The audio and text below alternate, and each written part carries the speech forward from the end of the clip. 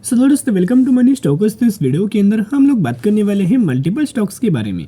तो चलिए सबसे पहले हम लोग बात करेंगे केपीआईटी के बारे में। तो बहुत सारे लोगों को डाउट्स हमें नजर आ रहे थे कि सर हमें केपीआईटी के अंदर और कितना हमें कंपनी गिर सकता है, कहाँ तक हमें कंपनी का सपोर्ट लेवल नजर आ सकता है और क्या ये पॉसिबल है। जो हमें खबर केपीआईटी के अंदर नजर आ रहा था कि इस कंपनी के अंदर 42% तक की गिरावट हमें नजर आ सकती। क्या सच में गिरावट होने वाली है? दोस्तों गिरावट बिल्कुल भी नहीं होने वाली। उसके पीछे का मैं मल्टीपल रीजंस आपके साथ पेश करना चाहूंगा। साथ में बहुत बड़ी खबर हमें केपीआईटी के सीईओ के द्वारा हमें दिया गया है। तो चलिए एक एक खबर के बारे में मैं आपके साथ कवर अप करना चाहूंगा। लेकिन वीडियो स्टार्ट करने से पहले अगर आप ये चैनल के ऊपर नए आए हो तो जरूर चैनल को सब्सक्राइब एंड बेल आइकन को ऑल पर रखना, ताकि जब भी वीडियोस में आपके साथ शेयर करूं सबसे पहले नोटिफिकेशन आपके यहाँ पहुंच जाए। तो चलिए दोस्तों वीडियो को स्टार्ट कर लेते हैं। केपीआईटी का अगर आप आज के दिन का परफॉर्मेंस देखोगे 1.5 से 2% तक की रैली हमें नजर आया और 1470 रुपए के आसपास हमें फाइनली केपीआईटी की क्लोजिंग नजर आ चुकी। तो हमें ब्रोकरेज फर्म ने और एनालिस्ट के द्वारा हमें एक न्यूज दिया गया, तो उसी न्यूज के कारण हमें 7% की गिरावट केपीआईटी के अंदर नजर आया। केपीआईटी अच्छे खासा डिसेंट तरीके से लगातार तेजी नजर आ रहा था। एनालिस्ट ने बोला कि जो हमें तेजी नजर आ रही है ना, ये आर्टिफिशियल तेजी है, कोई हेल्दी तेजी नहीं है। हमें लगातार कंपनी के अंदर तेजी आ रहा था, ये बिल्कुल भी कंपनी अच्छी करंटली खरीदारी करने का मौका नहीं है। तो यहाँ उन्होंने सेल रेटिंग दिया गया था और रीजन क्या मेंशन किया गया था कि बहुत ज़्यादा हाई वैल्यूएशंस के आसपास हमें कंपनी ट्रेड कर रहा है और बिल्कुल भी कोई कंपनी के अंदर न्यूज़ नहीं था, डायरेक्टली सिर्फ और सिर्फ तेजी नजर आ रहा था। यही रीजन जब हमें पेश किया गया था तो इसी की वजह से केपीआईटी के अंदर गिरावट नजर आ रही थी। कंपनी के अंदर पिछले एक सालों में ऑलमोस्ट 104% तक का रिटर्न शेयर होल्डर्स को प्रोवाइड करके दिया हुआ है एंड साथ में केपीआईटी ने मैक्सिमम के अंदर 1250% तक का रिटर्न शेयर होल्डर्स को बना के दे चुका है। अभी दोस्तों एक पॉइंट नोट करना, क्यों हमें कंपनी के अंदर गिरावट नहीं आने वाली। आप सबसे पहले कंपनी का चार्ट देखेगा, कंपनी का मार्केट कैप देखेगा और क्या आपको समझ में आता है देखेगा, तो इससे हमें एक कंक्लूजन मिलता है कि कंपनी का जो चार्ट है अब ट्रेंडिंग मात्रा में मूव होते हुए जा रहे हैं।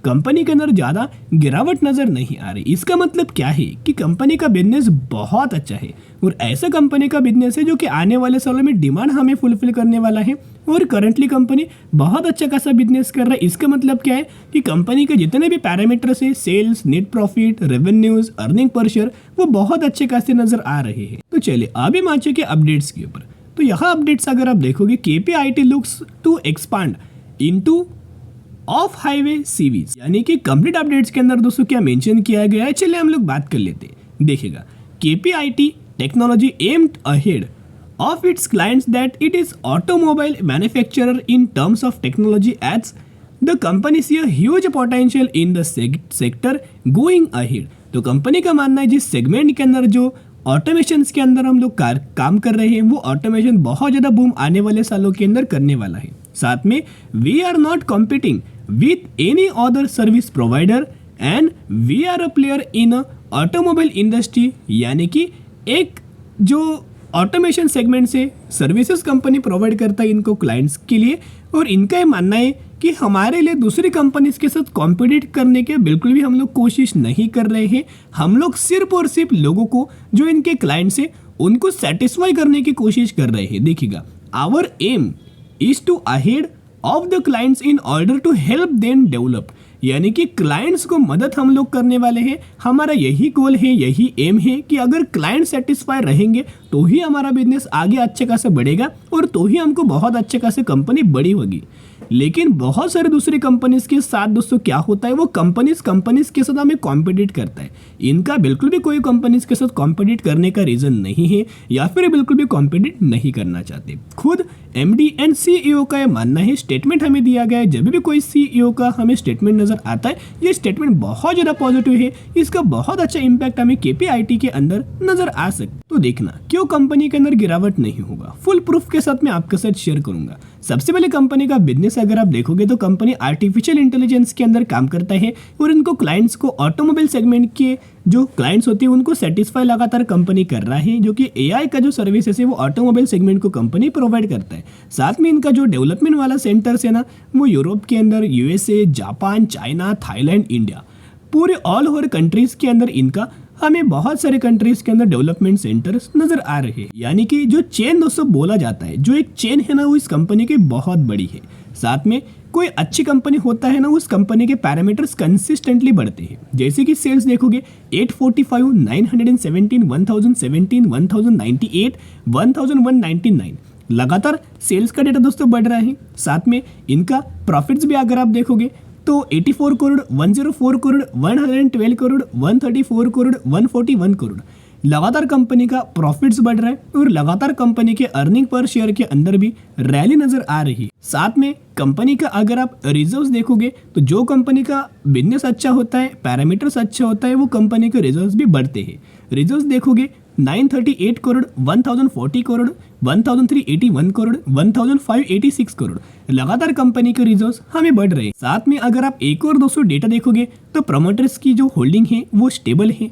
एफआईएस देखोगे तो एफआईएस के पास पहले 20% का स्टेक था, रिड्यूस करके 15% तक किया, लेकिन 15 के बाद 17%, 20%, 23%, 26%, करंटली 26% के आसपास इनका स्टेक नजर आ रहा है।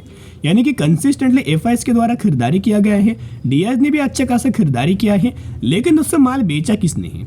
यहाँ अगर आप पब्लिक देखोगे तो पहले पब्लिक के पास 30% का होल्डिंग नजर आया हुआ था, फिर 28%, 25%, 23%, 21%, लगातार पब्लिक ने माल बेचा और पब्लिक ने माल बेचने के बाद डायरेक्टली एफआईएस ने खरीदारी किया। इसका मतलब क्या है कि लोग लगातार इस कंपनी के अंदर माल बेच रहे हैं, बिकवाली कर रहे हैं और एफआईएस, डीआईएस और म्यूचुअल फंड्स के द्वारा शानदार तरीके से खरीदारी हमें नजर आ रही है।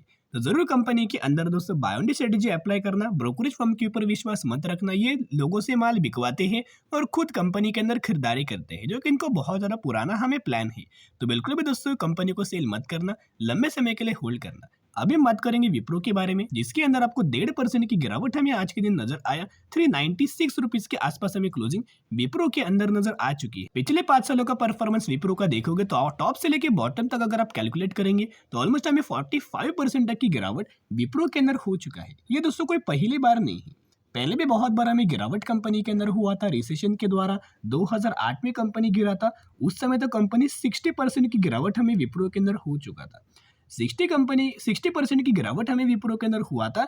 1 से 1.5 सालों में कंपनी ने 200% तक का रिटर्न शेयर होल्डर्स को बना के दे चुका था। यानी कि कहने का मतलब इतना ही है कि शॉर्ट टर्म में आपको प्रॉब्लम फेस करना पड़ सकता है, लंबे समय के अंदर कोई आपको प्रॉब्लम बिल्कुल भी फेस करना नहीं पड़ेगा।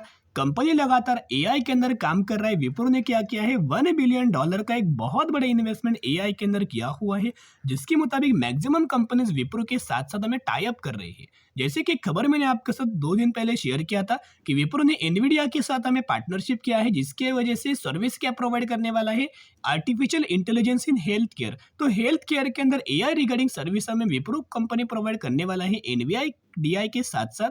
तो ये पार्टनरशिप आने वाले सालों में कंपनी को बेनिफिट मिल सकता। साथ में रिटेलर्स लगातार कंपनी के अंदर माल बेच रहे हैं, लेकिन अगर आप इनके आफ्टर मार्केट ऑर्डर देखोगे, एम ऑर्डर अगर आप देखोगे तो 650 क्वांटिटीज का आफ्टर मार्केट ऑर्डर हमें लग चुका है। ये 650 क्वांटिटीज बाइंग के लिए दोस्तों लगा हुआ है।